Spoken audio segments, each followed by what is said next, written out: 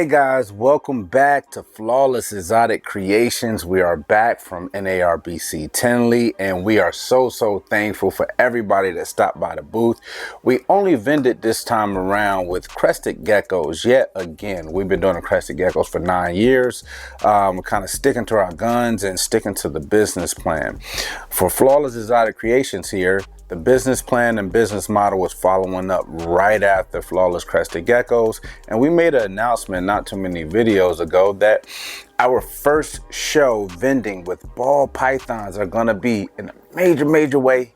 Daytona 2026, we're gonna reveal what all we've been working with and some of the heavy hitter stuff that we produced here in-house, and how we kind of go about the business side of it, as well as I don't want to say educational side. We try our best to put out our experience from first person.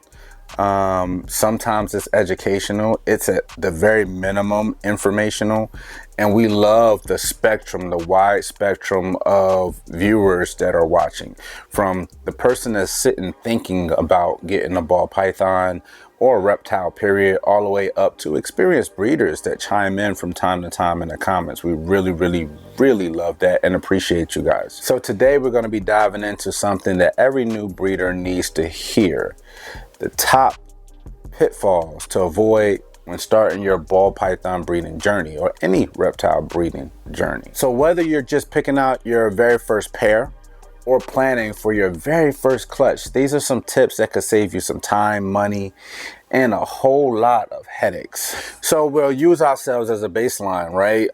We live in a very superficial society as a whole. We kind of can't get away from comparing ourselves to others, and that could be a downfall. Obviously, you're gonna have people that's gonna be more successful than you are. You're gonna have people that are just set up to do business better than you may be at that particular moment.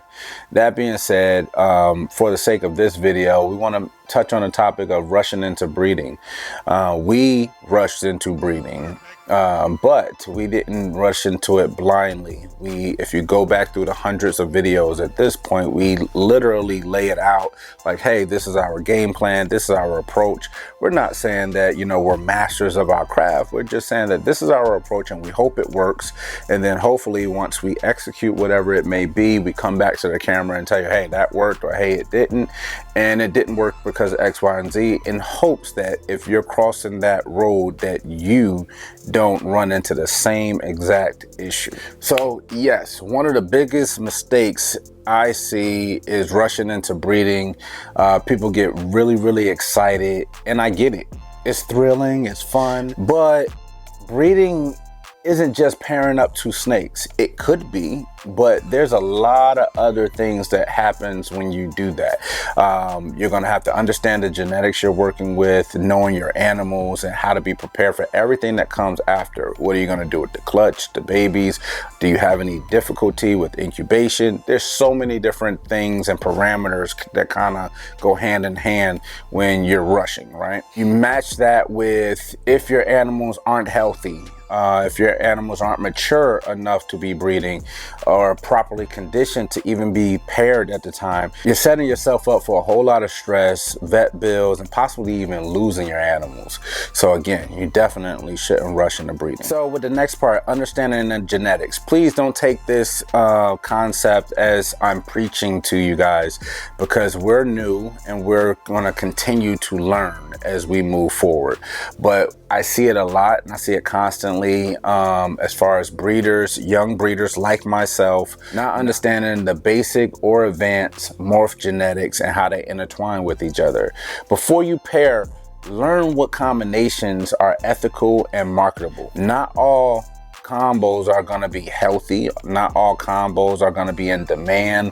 Do your research. I can't preach that enough. Do your research, do your due diligence, use the morph calculator, and don't just breed for the hype or for the sake of breeding. So yet again, it's not to preach. We're trying to do as much informational videos that we possibly can. We're bringing back the entire, you know, Gene Chaser series. We wanted to wait till we evolve and hatch out some really cool hatchlings and progress some of the projects that we're working with, so you can kind of see how certain genes cancel out certain other expressions of certain genes as they interact together and continue down the projects that we're working. And another pitfall: underestimating the cost of breeding, right? Thinking breeding can make you quick money. Nope, not gonna happen. I don't believe it can happen, or someone else can show me how they can apply it. But that's definitely not the vision that I see can be fulfilled in this day and age. It's an investment. You'll spend money on racks, thermostats, proper husbandry, feeders, and vet visits if you run into any issues with your snakes, and let alone any emergency costs where you have to have surgeries or anything. Hopefully I don't wish that forward on you guys, but you have to kind of be prepared for some of these situations as you move forward. And we need to throw that and have it on your radar so you're not walking blindly into any of these possible situations. At the very least, you have to remember that responsible and ethical breeders plan ahead. And another major one, all right, poor marketing and networking. I've found that what may work for the next person may not work for us, or what may work for a successful business that's already existing may not work for us right now, getting in present day. Things change, and obviously that can apply for you. Even when applying some of the suggestions we make here on the channel, you know, just because something may work for us doesn't mean it will work for you as well. We just want to make sure that we can hopefully offer you a different tool for your toolbox. Building a reputation is everything. Don't rely on, you know, one post on social media. Network with the reptile community. Attend expos like we just did. Well, we've been did, but attend expos.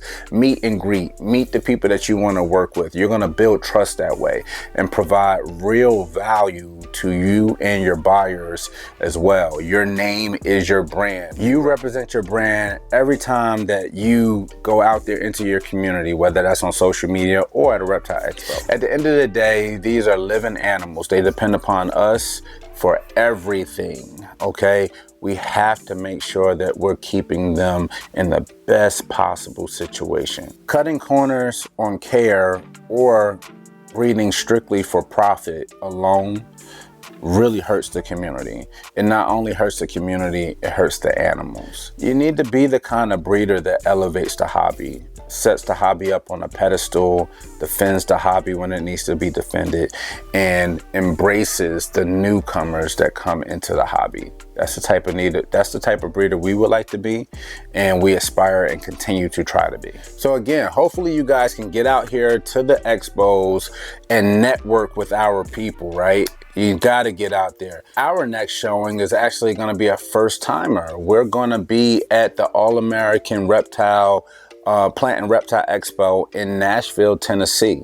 2 weeks from now. Can't wait. Super excited. First time we're doing that region. We've never been in that region yet.